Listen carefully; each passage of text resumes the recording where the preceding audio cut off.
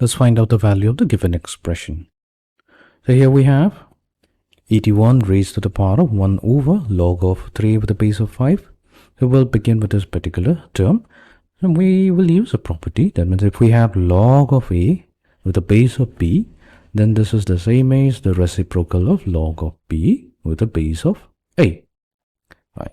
Actually, what we have done here is log of a. We have used this property, log of a with a base of b. That's actually equals to log of a divided by log of b, assuming both of them have the equal base of c, where c is greater than 0. Now, if we take its reciprocal, so we have 1 divided by log of b divided by log of c. Now, we can again apply this same property, what we have done in the first step. So that means we have log of b divided by log of this is a.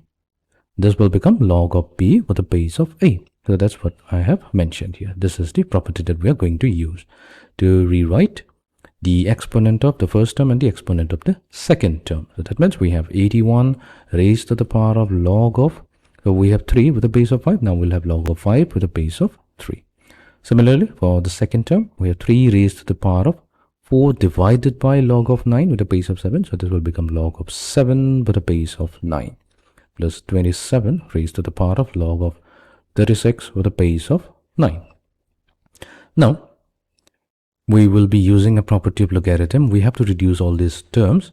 We'll use this property. If we have a raised to the power of log of b with a base of a, so here the base of the exponent and the base of the logarithm, when they are exactly equal, this reduces to b.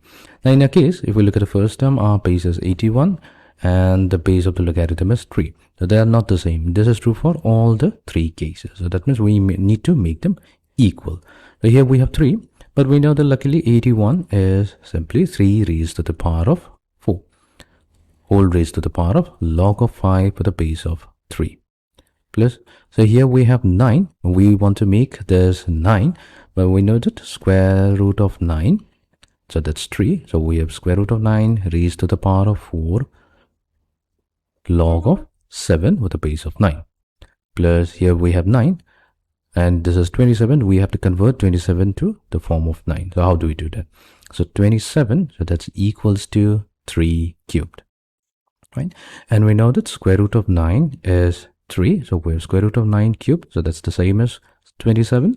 And square root of 9 means we have 9 raised to the power of half raised to the power of 3. So that means 9 raised to the power of 3 over 2. So this is the same as 27. So in place of 27, we'll write 9 raised to the power of 3 over 2. Whole raised to the power of log of 36 with a base of 9. Fine. Now what we can do, we can multiply the exponents. So we have 3 raised to the power of 4 times log of 5 with a base of 3 plus square root of 9 means we have 9 raised to the power of half, and half will be multiplied to 4. So we half multiplied to 4 multiplied to log of 7 with a base of 9 plus 9 raised to the power of 3 over 2 multiplied to log of 36 with a base of 9. Now, what we'll do, in order to be able to use this particular property, the coefficient of logarithm must be 1. But in our case, we have some coefficient. We need to get rid of these coefficients as well. So we'll use a very simple property of logarithm. We have a times log of b. So this is equivalent to log of b raised to the power of a. Right, so let's do that. So this will be equals to 3 raised to the power of log of 5 raised to the power of 4 with a base of 3 plus 9. So we have half multiplied to 4. So that means this is 2. So we have 2 times log 7 base 9. So this will be log 7 squared with a base of 9 plus 9 raised to the power of log of 36. So 36 will be raised to the power of 3 over 2 with a base of 9. Now we can successfully apply this particular property. So that means we will have, for the first term, it will be 5 raised to the power of 4. For the second term, we have 7 squared, and for the third, 36 raised to the power of 3 over 2. So this is equals to, we have 5 raised to the power of 4, whose value is 625, plus 7 squared, that is 49, plus we have 36. Let's reduce this. 36 raised to the power of 3 over 2. This is the same as 6 squared raised to the power of 3 over 2. We can multiply the exponents. So we have 2 multiplied to 3 over 2. The 2 and 2 goes away. So we have 6 cubed. So 6 cubed will be equals to 260. So this is 216, and when we add them up, we should get 890.